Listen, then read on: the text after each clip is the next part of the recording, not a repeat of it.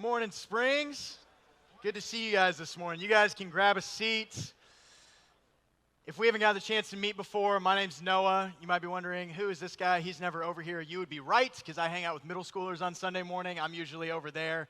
But anytime I get the chance to come over and hang out with you guys, I love the chance that I get to do that. So thank you for being here with us in person, online, spending your Sunday morning with us. And if you've been tracking with us for any period of time, you might know we're in Matthew. We are still in Matthew. We're getting towards the end of Matthew, but we're going to be in Matthew chapter 26, verses 46 through 47 through 56. So you got your copy of the scriptures. Go ahead, pull it out, open it up. The verses will also be up on the screen. And so thinking about this text, thinking about studying it, all of that, one thing that I thought about was this theme of trust. And I am not a very trusting person. It kind of takes a while for people to get in with me, break down walls, all of that. You might be the same way. You might go, you got stuff to work through. You would be right. But, thanks, MK. Going off of that, trust is something that is just hard for me to earn and give away. But coming here, moving here, been here for about 6 months, I feel like I've gotten a lot of people that I can trust. I feel like I've gotten a lot of good friends that I feel like I can trust. And an example of that I was trying to think of was I was going up to San Marcos, going to actually go get boots, which is a big deal for me. I do have boots now. I feel like I'm officially a Texan, which is, yeah, thank you.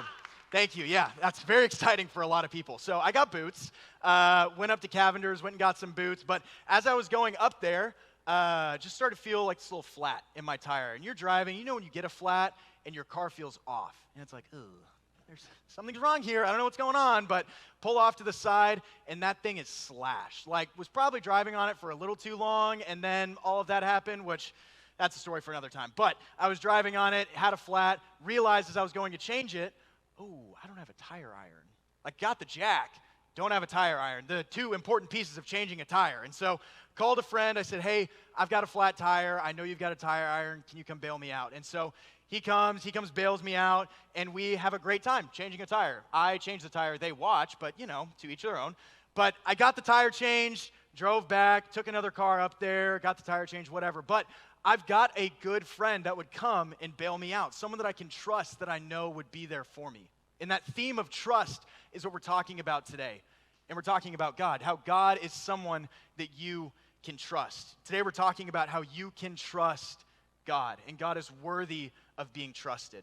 And so if you're in this room and you're figuring out this whole faith thing and you're not quite sure where you're at, where you fall on that, or if you're in this room, you love Jesus, you're following Jesus, you're actively all in on it, whatever you are, the need today is that God is always in control, even when he feels like he's not.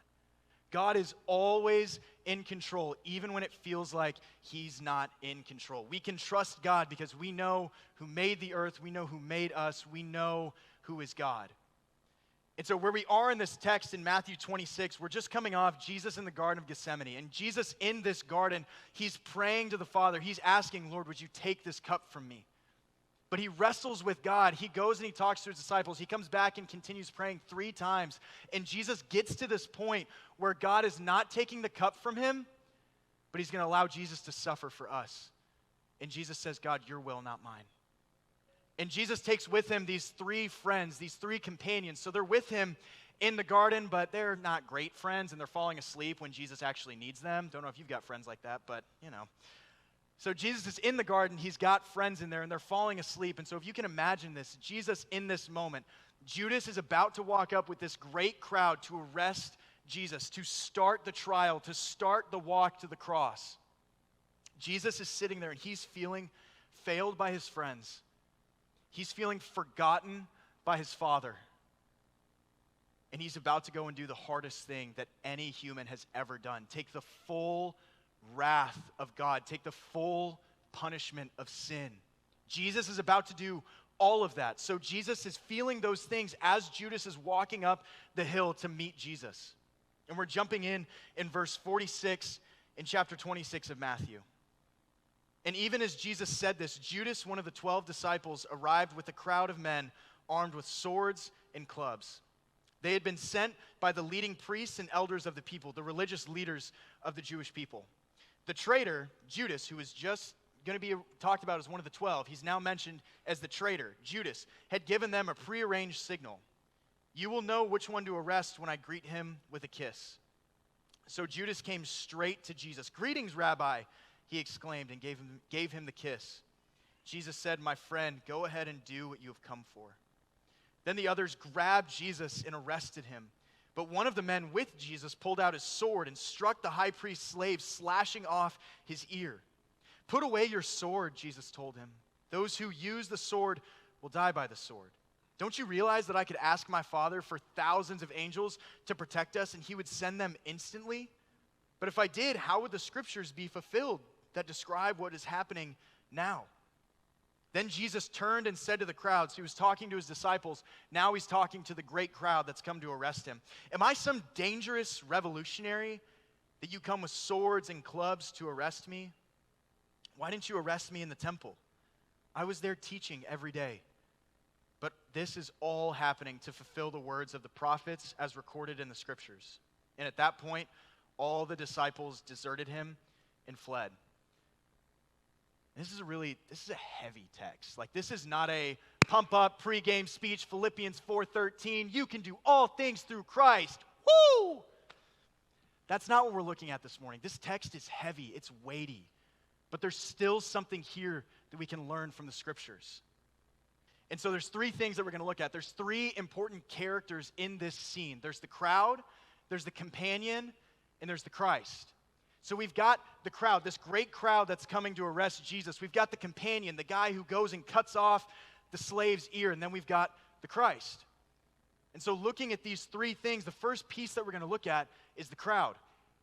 In the crowd, they had a wild misunderstanding of who Jesus was. The crowd misunderstood who Jesus was. This crowd here, imagine grunts and thugs. Like, these are people who are ordered to go by the religious leaders to go and arrest Jesus. Like, they're coming with swords and clubs. These boys came ready to fight.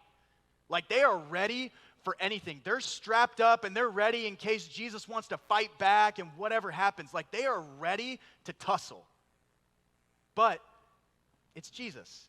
Jesus, the guy who in the previous scene said, "God, not my will, but your will." Jesus, the guy who came and said, "Turn the other cheek." Jesus, the meek. Yes, Jesus flipped tables, but also Jesus was the same guy who said, "Turn the other cheek." Like, the crowd is coming with this misunderstanding of Jesus that they got to take Jesus. Jesus is going to fight back. Oh, this is going to be brutal. Where Jesus is allowing them to arrest him. Jesus is allowing them to arrest him. Jesus is in full control of the situation, but the crowd didn't understand it. And the leader of this crowd is Judas. I say leader loosely. Judas was more like the mascot of the crowd because the religious leaders were the ones orchestrating this whole thing. But Judas was more of the mascot, the spokesperson for this crowd. And so Judas walks up and he says, "Hey, the guy that I greet with a kiss, that's him." And it's dark, and so that's why Judas is signifying who Jesus is. And the people in the crowd don't actually know exactly who Jesus is. Like, they've probably heard about Jesus, but never seen a picture of Jesus. And so all of that being said, Judas walks up and he greets Jesus with a kiss. And this kiss, you might think, oh, like, that's kind of weird. And you're right, to us it would be a little bit weird. But at the time, that greeting of friendship, that kiss, was a sign of intimacy and a sign of friendship. That was a sign that I trust you and you trust me. What Judas did with that kiss of trust, that friendship, he twisted it. And he took that kiss, one of trust, and he betrayed Jesus with it. Judas went from being in the tribe with the 12 to betraying Jesus, all with the kiss, all with that twist of trust. Judas in the crowd had a misunderstanding of who Jesus was. And so we've got to think, okay, if they had a misunderstanding of who Jesus was, what was their understanding of who Jesus was? Because what we do fuels from what we think. So if we think something, we're going to act accordingly. Like, the crowd thought Jesus is threatening, so they're going to act accordingly. If the crowd thought, okay, Jesus is not for me, Jesus is against me, I've got to do something about this. Like, I got to go arrest him because he's threatening. Their idea of Jesus was wrong. The crowd worked off the wrong idea of who the Christ was. They didn't believe that Jesus actually had their best interest in mind. They didn't believe that Jesus came, even though he was taking, because you can say, well, God didn't come to take. No, God came to take, but he also came to give you something so much better. And so Jesus came to take, but also to give. But the religious leaders, they thought, no, he's going to take our power, he's going to take our position. We can't do this. We got to arrest him. We got to fix this because he's going to take from me, and that is not happening. And so that's what's going through the religious leaders' minds. Their idea of Jesus was that he's not good for us. And in the same way, our ideas about God fuel the way that we act. It fuels the way that we live. See, the crowd doubted that Jesus had their best intentions in mind. So they weren't Team Jesus. Like, if you don't believe that Jesus is for you and that Jesus loves you, you're not going to be Team Jesus. Like, if you believe that Jesus is the worst thing that could ever happen, you're not going to follow Jesus. If you believe that Jesus is the best thing that has ever happened to you, you're going to follow Jesus. That dichotomy of ideas is what we're working through here. So if we think that God is terrible, we're going to live like God is terrible. If we don't trust God, we're going to live a life that proves we don't trust God. If we think God is good, if we think God is great, if we trust God, we're going to live a life that proves all of those things. Our ideas fuel the way that we live our lives. And growing up, I grew up in a Christian household, and I grew up going to church. I remember I was 5 years old when I truly believe I said yes to following Jesus. But in that moment, what I truly believed, and you might laugh at this, or you might be, ugh, that's a little weird. Either way, what I thought in that moment was that God was more of a sky fairy just with rules for me. Like that was my view of God, which is almost funny to laugh at now, but I truly thought that God was just this sky fairy that had a bunch of rules for me to follow, and he just didn't actually care about me. Like, there wasn't a relationship that was there. I trusted God with my eternity.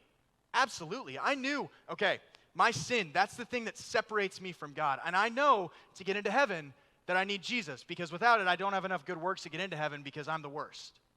And so I knew that as a 5-year-old, and I remember I said yes, but that didn't impact my day-to-day life. An easy example of that is church.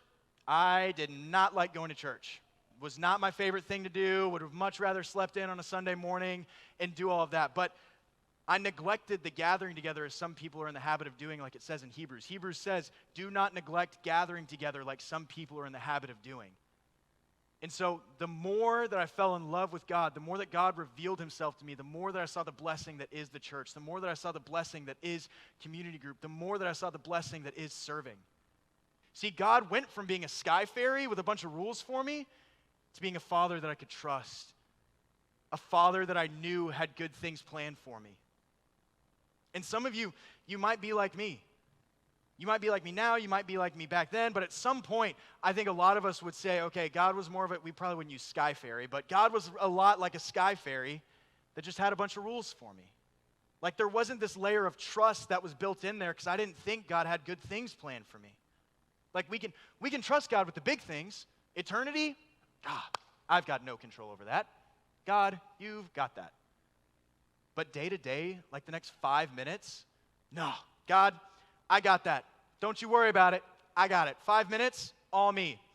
This work project, yeah, I know it's something small, like I probably could pray for your help, but, I got this. Like, I got enough control. I know what I'm doing. I can manage this. My marriage is on the rocks, but God, don't you worry about it. I got this. Like, we think that we can manage and control, and there's no trust for us to God. The same way that the crowd misunderstood Jesus, we also have that misunderstanding. If we believe that God's got us and we trust God, we live like we trust God. We don't doubt that he's working out all things for the good of those who love and serve him. We don't doubt that God loves us. We don't doubt that his plan is better than ours. The crowd thought Jesus was threatening, and he was. But he was a worthy inconvenience. Jesus had something better to offer. An example of that practically, and everyone loves to talk about this subject in church, finances. So it's not an awkward topic at all. So thinking about finances, we like to look at our money, and I'll throw myself under the bus. I love to look at my money as my money. Like, I worked hard for that money. I spent hours throughout the week working for that money. I feel like that's something that I've earned. And so when I hear, man, like, you've got to give to the church, you've got to help other people, no, I get really selfish with that. And so thinking about, okay, the idea is that money is mine. But the reality is that money was never mine to begin with. That money is God's. That money is mine to steward. And that word steward means that you were taking care of another's property. another's property. We are taking care of God's property, God's money. Our money is not our money, it's God's money.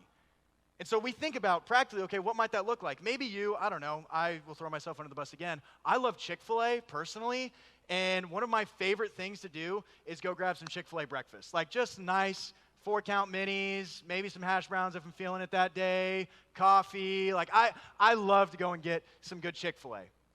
But maybe, just maybe, God might be saying, hey, instead of you going and getting that extra Chick-fil-A meal on a Saturday morning, maybe you go gift that to somebody else. Maybe you're already giving 10%, and you feel like there's a tug to give a little bit more, maybe to the Springs, maybe to another nonprofit, maybe to a friend, whatever it is. You feel like there's a tug to give more, but you're pushing that aside. God, this is my money. This is not, don't touch my money. Or maybe you're living paycheck to paycheck, and you don't give right now, and maybe God's asking you to give, but you don't think you can. Where's the trust involved in that? Where do we see God in the midst of that? How do we trust God with our money? How do we steward what is not ours? See, because if we don't believe that God has our best interest in mind, we're toast. We are in so much trouble. Here's the good news, is that you can trust him. You can trust God. God is for you. God is on your team. He has good things planned for you. In the crowd, 0% believe that. Crowd did not believe that at all. But the companion, sort of. The companion sort of believed that. And so jumping back into the scriptures in verse 50, we just looked at the crowd. The crowd did not trust Jesus. They did not believe that God had good things planned for him. The companions kind of trusted Jesus. Kind of. Jumping into verse 50. Then the others grabbed Jesus and arrested him. But one of the men with Jesus pulled out his sword and struck the high priest's slave, slashing off his ear. Kind of an intense scene. Like we go from Jesus being arrested to one of Jesus' friends slashing off an ear. That's a really intense scene. That's really big to think about. And Matthew doesn't exactly identify who did this. We have to go to John 18:10 to identify who it is. And it's Peter. If you know anything about Peter, this is a very Peter thing to do, to cut off somebody's ear. I don't know if you know Peter or not, but Peter would be the guy to cut off somebody's ear, just spring into action. Just, I got you, Jesus, don't worry about it. Like Peter is that dude. Peter is the guy that we look at, never doubt his passion. Peter is all in. Heart, passion, in. You can always doubt his thought process, though. You can always doubt whether or not that was a good decision for Peter. Like you just kind of look at him and you read him and go, oh, bless your heart, Peter. Like working in student ministry, Peter reminds me a lot of myself and students as well. So, I don't know, good luck next generation. But Peter was someone who always thought he knew what was best. Peter thought, okay, I know what's best. Like, yeah, I trust God. But like, I know what's best, God. I've got this on lockdown. I know what I'm doing. Peter thought in that moment, I'm saving my friend. I'm about to save Jesus. You're welcome, everybody. That's what Peter was doing in this moment. But the problem is that Peter was actually preventing his friend from fulfilling his purpose. See, Jesus knew that he had to go to the cross. He knew that he had to be arrested. He knew that this was the path that he had to take. Peter didn't get it. Peter didn't understand, okay, this is what has to happen. Jesus has already told me that he has to die, but I just don't want it to happen. He didn't trust the plan that Jesus had told him. The companion, Peter, he didn't understand. And we can look at this and go like, Noah, you're reading too much into this. Like, this is a knucklehead move from Peter. Just a one-off moment where Peter doesn't really get it. Like, he's a teenager. He just doesn't understand. Just a little hi-ya on the ear. It'll be all right. This is a pattern of behavior from Peter that he consistently misses the mark. He consistently doesn't understand, okay, Jesus has told me what's going to happen. I know I can trust Jesus. I don't have to do things my way. Jesus in Matthew 16 told his disciples, he said, hey, I'm going to die soon. I'm going to go and I'm going to die soon. And Peter said, far be it from you, Lord. Huzzah, no way. And Jesus looked at him and said, get behind me, Satan. Get behind me, Satan. Peter didn't understand that Jesus was worthy of being trusted, that Jesus had it all under control. Because Peter wanted to have control over the story. Peter would hear, you can trust him. And he would mentally agree. He would go, yes, it's a good Christian answer. absolutely, I can trust Jesus. But he would live a life that reflected something different. Peter was acting with the best intentions, but he just didn't do the right thing. Peter didn't do the right thing. Even though up here, Peter was all in his head, Peter knew he could logically agree with the statements that were being said. Trust Jesus. Got it. He would live a life that was different. And I oftentimes like to think that I am the king of good intentions, just like Peter, that I've got really good intentions. But follow through, it's not always there. But my intentions are always good. And a great example of this, if you know me, and my parents are here today, so they're very well familiar with this, but I'm horrible at texting people back. Like, I'm bad. I'm just bad at texting people back. And it's not like there's students in here and leaders that are probably laughing too, and it's not like I don't see the text, which probably makes it worse, but I see the text come in, and I go, oh, and maybe it's an old friend that's like, hey, how are you? Hope you're good. It's like, oh, that's so kind of them.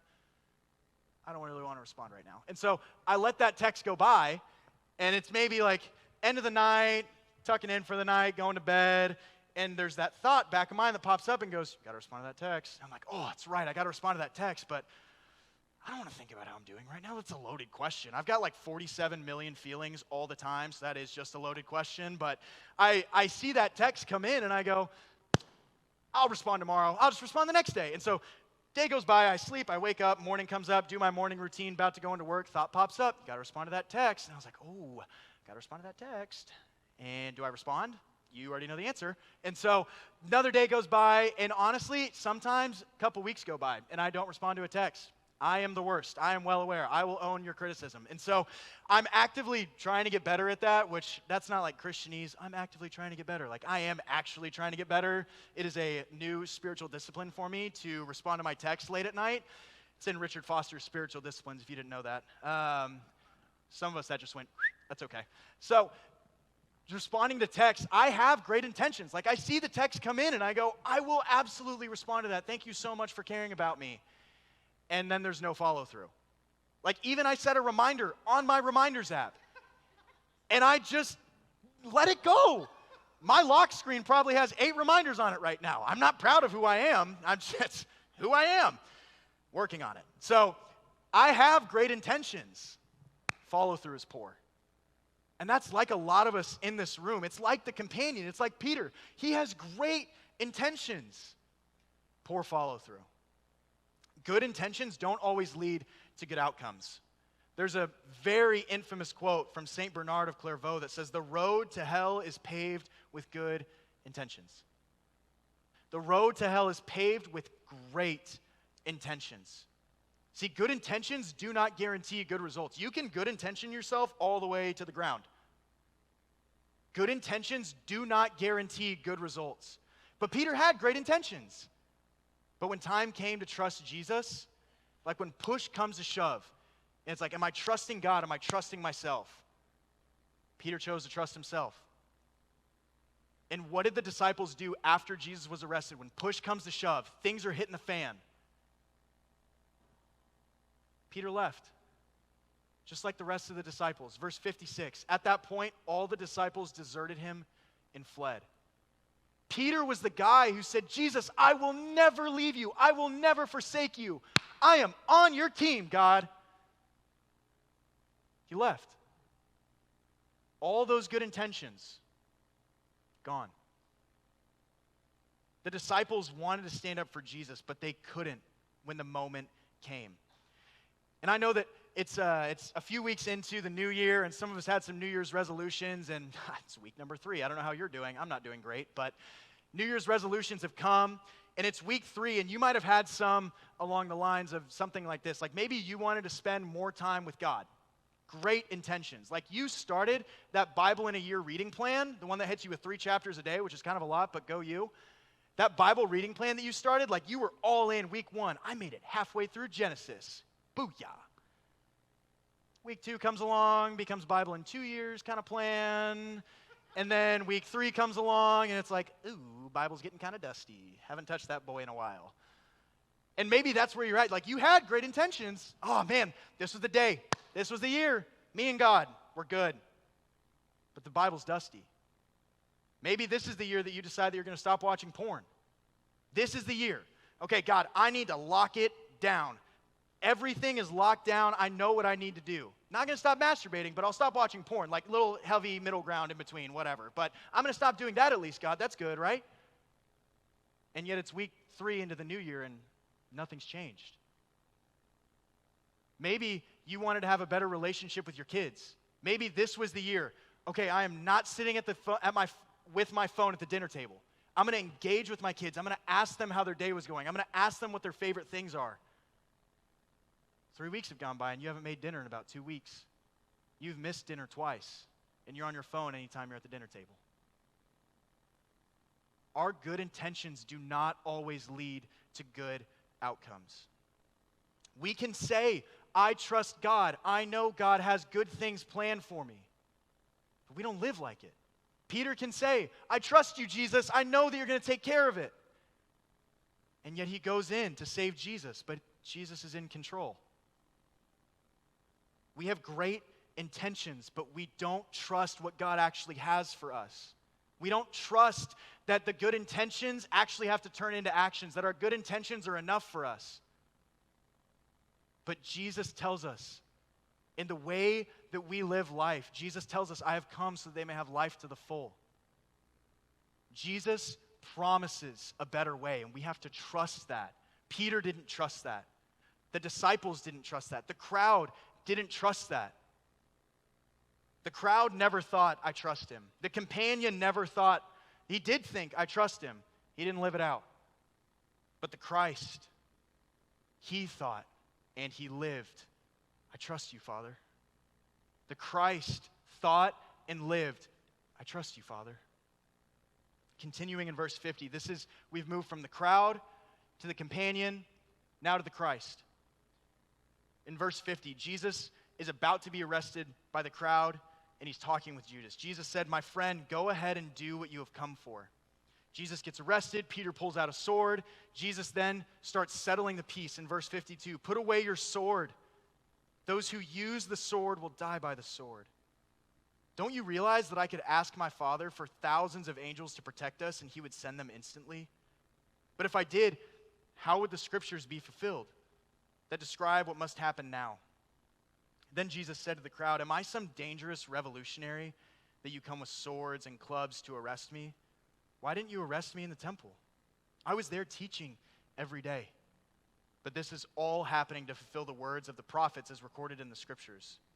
And at that point, all the disciples deserted him and fled. See, Jesus knew who was in charge. Jesus knew with full confidence, God's got me. I can trust the Father. The Father is for me. Nothing happened that came as a shock to Jesus.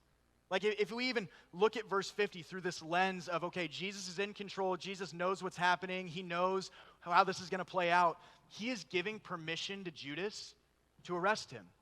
He's saying, friend, do what you have come to do. He's acknowledging. He already knows, Judas, you've come to arrest me. I'm giving you permission to arrest me. Jesus did not have his life taken from him. The Son of Man gave up his life as a ransom for many.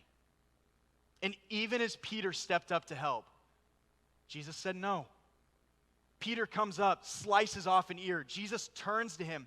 The great crowd is rushing in. There was just an attack. They're like, oh, waiting with my swords and my clubs. I've been waiting for this moment. Jesus pushes the crowd back. He looks back at Peter and says, Peter, don't you understand? I can call down a football stadium of angels. And yet you think your sword's going to protect me? Peter, I've got this. Trust me. Turns to the crowd. You can arrest me. Jesus is in full control of the situation. So if Jesus was in control, a question we have to ask is, why would Jesus allow himself to be arrested? Feels like a bad ending to the story. That the hero figure, the savior of the world, is getting arrested and taken away and treated like a robber, which a closer translation would be a terrorist.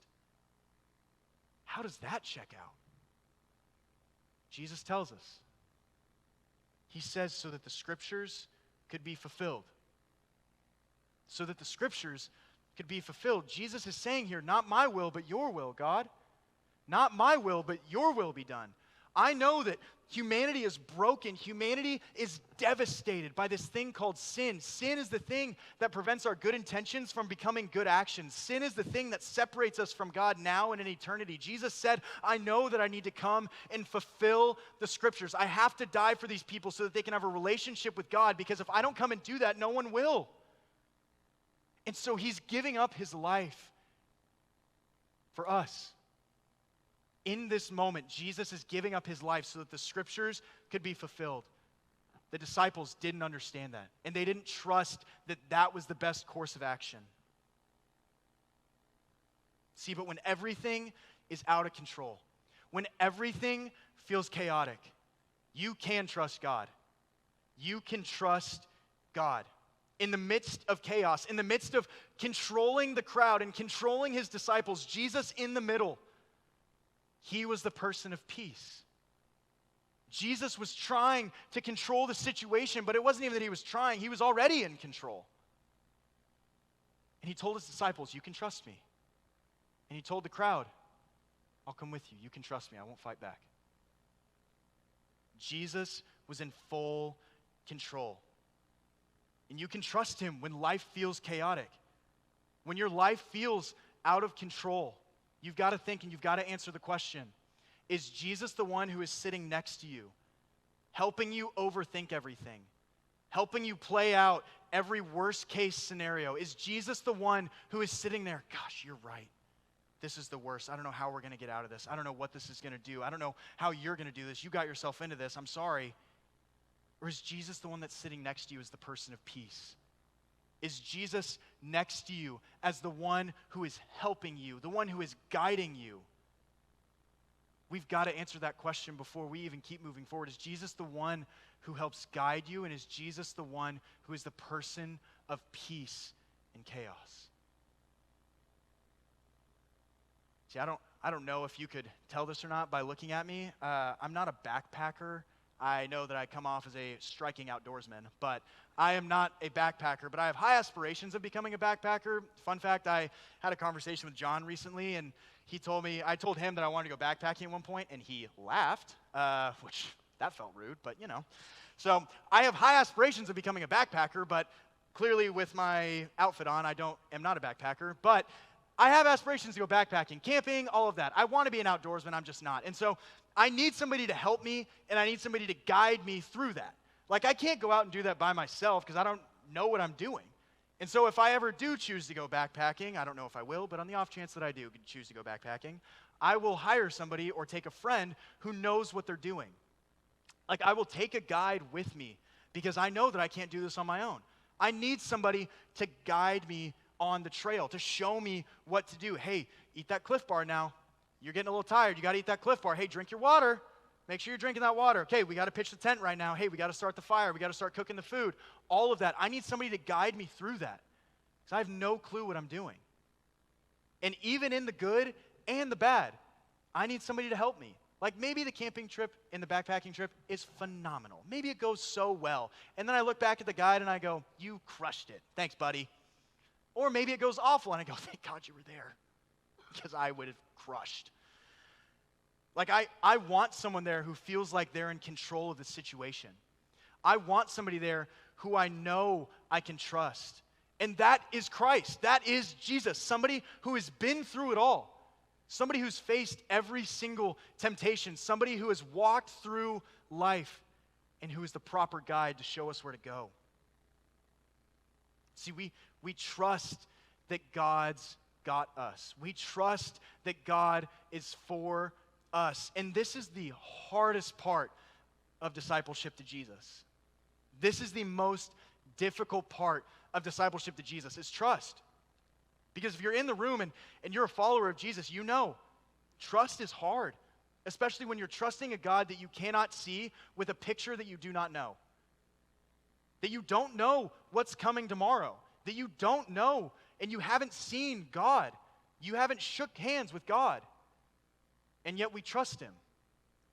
And in the same way, if you're not a follower of Jesus and you're in this room and you're figuring out faith, that should sound weird to you. That should sound weird of like, you guys do that? And for those of us who love Jesus, yes, we absolutely do that. We trust a God that we cannot see because we know the character and the nature of this God, because he is the God who has formed the earth. He is the God who has made every single one of us in this room, knows the hairs on our heads, knows what's happening tomorrow. This God is trustworthy. Because when chaos breaks loose, God has got you. God is for you. He is on your team. And life oftentimes feels crazy. And I know there's some of us in here that we don't have any glowing issues in life. We don't have any big addictions. We don't have marriages all right, like kids are good. Like there's nothing crazy going on. But that doesn't mean that the little things still aren't impacted. We still need God. We still need God in our day-to-day lives because life with God is better than life without God. And so are we going to try and maintain our lives without God, or are we going to give up control to the one who formed the earth? That is the choice that we are left with. Are we going to trust God, or are we just going to keep micromanaging, controlling, manipulating situations for our benefit to make sure we actually know what's going on in life? We have that option, church. And so thinking about all of that, sure, theoretically, sounds wonderful. Trust God. Woo. But what do we do with that? How do we practically live out trusting God? And so thinking about that, idea that came to mind is sticky notes. I don't know if any of you are big sticky note people. I am absolutely a big sticky note person. To-do lists, anything. You can ask Brittany, who sits by me in the desk in the back. I have many sticky notes everywhere. It's probably a bad habit, like my bad texting, but that's okay. So I've got lots of sticky notes, and I know that if something's on my sticky note, I'm looking at the sticky note, and I'm doing it that day. And so the challenge for us today, if you don't have sticky notes, go to Target and spend $5. It's worth it. But you find a sticky note, and you write on this sticky note something that you're unwilling to give control over to God. Maybe for you, something that you're not willing to give control over to God, maybe it's debt. Maybe for some of us, we just don't want to control our debt, or maybe we want to control it too much. Maybe our debt has taken hold of us, and we are in so deep that we don't know how to get out of it. So instead, we just throw our hands up and say, I'm just going to keep digging. Or maybe we care too much about our debt, and we are investing every single nickel and dime in there to the point where you might be skipping meals. Whatever it is, your debt, maybe you write this on a sticky note, and what you do with this sticky note, you put it on your bathroom mirror, and you look at that every morning. And you say, all right, God, help me. That's the prayer. Doesn't have to be anything big. Doesn't have to be anything crazy. It can literally just be, God, help me. God doesn't want fancy words. He just wants your heart. So maybe it's debt for you. You write down debt on a sticky note. You put it on that bathroom mirror. Every morning you were looking at debt and you were saying, God, help me. Maybe for you it's a sin issue. Maybe it's anger. Maybe for you it's, I just get so angry and I don't know why. Like you have a hard time trying to figure out, like you're fine one moment when you're driving, somebody cuts you off on the road and you've said so many things that are unholy that your kids in the back are just covering their ears. Wherever you are, you're welcome here. Anger might be where you're at. Like you don't know what to do with your anger. And so you write down anger on a sticky note and you paste that bad boy to your mirror and you look at that every morning. You say, God, help me. God, I need your help. Maybe it's lust. Maybe you are struggling with lust. Maybe you're the person week in, week out. You are coming to community group every single week, and you're that guy or that gal every week. Guys, I did it again. I did it again. I don't know what to do. I keep doing the same thing. I do the things that I don't want to do, and I don't know what to do about it. Maybe this is the week that you put lust on a sticky note, and you slap that to your mirror, and every morning you are praying, God, help. God, help me. And here's the fun part, annoying part, whatever you want to call it. These problems don't all just go away. God might not fix the circumstances around your problems. God might not take away your debt overnight. God might not take away your anger overnight. God might not take away the temptation to lust overnight. But you know what he might do? He might change you. He might change you to trust him. He might change you of not changing your debt circumstances, but he might change you to trust him in the midst of that. He might challenge you to go to Financial Peace University. He might challenge you to reach out to a friend and figure out something with your debt. He might give you peace, that he's going to take care of it. Maybe with anger, he doesn't take away the temptation to be angry, but he might make you a less angry person. He might actually give you more circumstances to be angry at. But you might become a not angry person. Maybe with lust, he would not take away the temptations or the desires or the circumstances around that, but he might change your heart. God is in the business of changing you to trust him. Because if God came and he just changed every single circumstance, we wouldn't need a God. But we have a God who wants to come with us and do life with us and walk with us and change us in the midst of that. And we get to choose. Do we want to trust God? Do we not want to trust God? Because God is always in control, even when he feels like he's not. God is always in control. He has our best interest in mind. He can see the full picture. It's just about whether or not we want to trust him. So to close, thinking about an example of trust, and this is a small example. It might seem kind of silly, but for somebody who does love trusting and somebody who likes to have control over situations, this was a bigger deal for me. So this past week, we went on a staff retreat as a staff, went and planned and went and thought, went and prayed, went and evaluated lots of great stuff together as a staff, got great time together. But one of the beauties of this staff retreat is that only 3 people know what's happening, which means 5 people have no clue what's happening, and you're at the mercy of 3 people that could have some wild ideas. Which means, me, knowing somebody who likes to control, likes to trust, I was anxious for probably about 50% of the staff retreat just because I had no clue what was happening. I had no clue what we were going to do, what we were going to talk about. Are we going to eat? I hope we eat. Literally nothing. Like if you're thinking, like, of course you're going to eat lunch. I hope so. I wasn't told anything. But in that small moment of trust, where I could choose, am I going to trust the people who are guiding me? Am I going to trust the people who have planned this? They have made a good plan, that they know what they're doing. Or am I going to freak out and worry? That was the choice that I was left with. And so for us today, the challenge is, are we going to trust or are we going to worry? Because God is worthy of being trusted.